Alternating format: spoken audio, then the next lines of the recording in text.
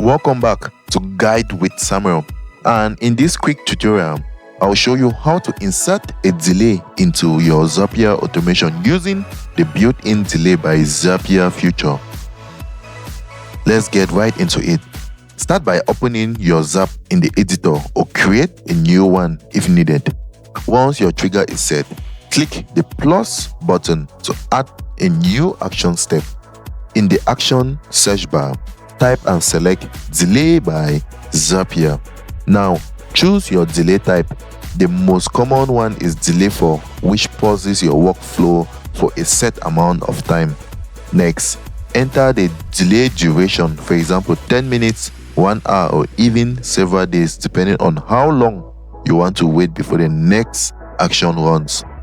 Click continue, then proceed to add your next action after the delay. For example, sending an email, updating a spreadsheet, or posting in Slack.